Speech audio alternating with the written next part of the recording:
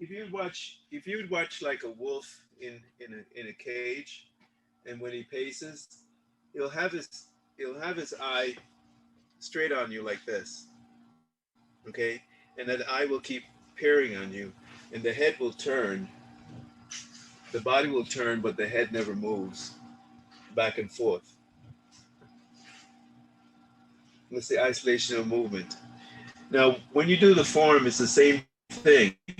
Um, your peripheral vision is not 180 degrees. It's actually close to 200 degrees. Goes all the way back to here. With your eyes like this, you could still see all the way back here. So there's no reason to move or manipulate the spine at all.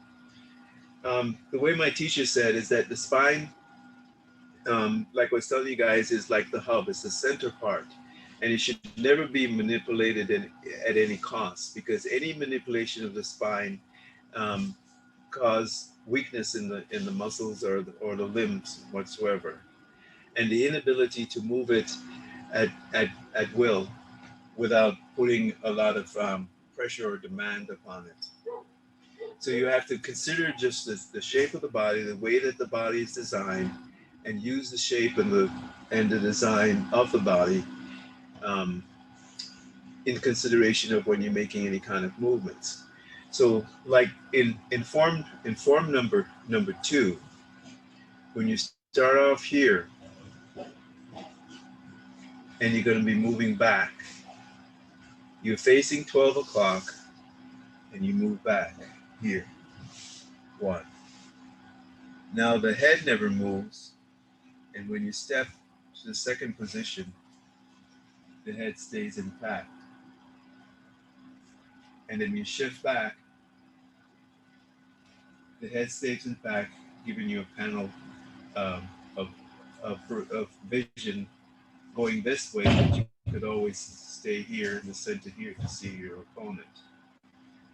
This movement here, when you come down, again, the head remains the same. You don't turn your head. What happened is that an average student, when they hold a sword or hold an object in their hand, their intent is to always to peer upon the object. Think about the logic of it. If you're in a defensive position, you're going against an opponent. Do you want to look at the object that's in your hand, or do you want to see the opponent? The idea is to look and know what the opponent is doing and have a knowledge or an awareness of what you're doing, but not actually sitting there and watching your hand and the sword or the object moving around. You keep an eye peer on it. That means you have to cross over to the path of trusting, and then going beyond trusting. And this is talk. This is of self, not of the opponent, of yourself. Where you know that the body is going to act in a way that it's supposed to act, and basically you're going to ride the back of that dragon without falling off. You're going to sit right on the spine, and no matter how he oscillates, he's going to be oscillating. You're going to oscillate in rhythm with him. You never think of you connected to anything. So we don't even use the word connections or joints or harmony or harmonize and things like that. In the Taoist way of thinking, um, those words really don't exist, because once like I said before, once things come together, they can be taken apart. One thing can't be separated from itself, so everything has to be treated the same way. One of the things that they say about Taoism is that for like a Taoist, that they would say like he's a nature person. It's him versus nature, or him one with nature, or whatever else. We don't think of things that way. We just think of ourselves as being, and everything else is us. Every leaf, every plant, every wind, every bird, everything is us. No matter what happened, it's always us. being that one. So from the first movement, when you do your slip drop, this is a number two here. Your breathing follows the same path here. This would be an exhale. And then knowing when it transitions and change, when you reach the zenith at the top, and when it changes again, come back as it shifts back. And here. You remember yesterday I was talking about the marble dropping into the bowl, and to know the point of the determination, the indefinable point of when it changes direction, whether direction going up or direction returning back to it. Like I said yesterday, you want to act within that realm where it's never defined. Usually when a person lives their normal life, they either want to be in the black or the white. Okay, they want to be one side or the other. They never want to act within the main where the word balance don't exist, where there's no determination on each side. So each things at that time become one. You can't detect between day and night. When I start the movement here, at what point is it that I'm going to change direction? Now, in normal life, you would say at this point, change. Okay, so it's like going up against something and bumping, and then bumping back.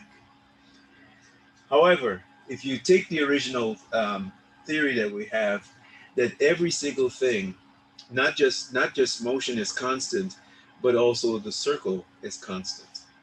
That everything is a circle or an arc or some portion of a circle going.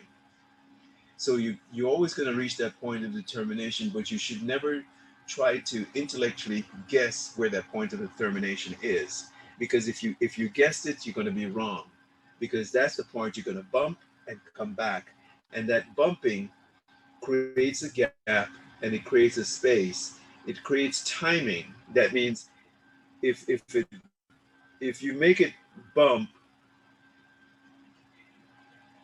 you lose a certain amount of time.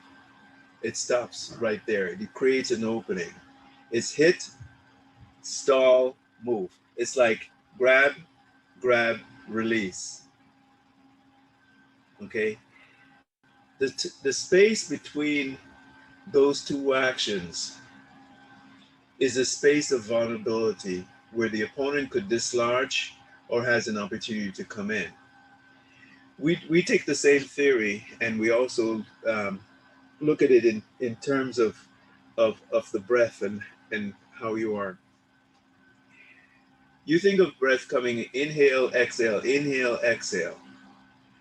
The way the Taoists look at it is an eternal breath as a circle, because we believe that if you inhale and exhale, there's a space in between, and this is just one of their beliefs, is that that space in between gives an opportunity for negative things to happen, such as illnesses, diseases, viruses, and whatever else. The space in between that inhalation and exhale. But if you learn to do a round breath, that space gets narrower and narrower and narrow, and makes it difficult for anything to get between those spaces of breath. So you don't intellectually try to determine or try to control the body in its movement as to when it needs to change direction. Okay, you want it to reach the point of indefinite time, or that point of Ming, where that happens without any conscious realization that it happens, and no consciousness of you trying to control it or overpower it or or dominate it in any manner whatsoever. So when I start my form here, when do I know that I need to step out? I don't. But my body, from the action, knows when it reaches its limit to make that change. If you go from form number one, for instance, when I'm in this position and I'm going to go back, how do I know at what point my leg and my body will rise? I don't. But I know if I shift too far back, okay, intellectually, if I know if I shift too far back, I'm going to fall over. However, I still don't know how far to go without testing that limits of struggling or falling. So intellectually, I take my intellect and I put it aside and I allow my body to act in its natural fashion. By the contour of the joints, how the joints are fit into the cup, I know it only has a certain amount of rotation that it could go to, but I don't know how far it can and at what point. And I also realized that not just the one or two joints which I'm focusing on is part of that mechanism, it's the whole body part of the mechanism. It's also the way that the mind is thinking and also the way the breath is going. So so the movement becomes, pardon the cliche, more of a holistic type of a movement because it doesn't involve one thing, it doesn't involve two things, it doesn't involve three things. It still doesn't involve 10 things.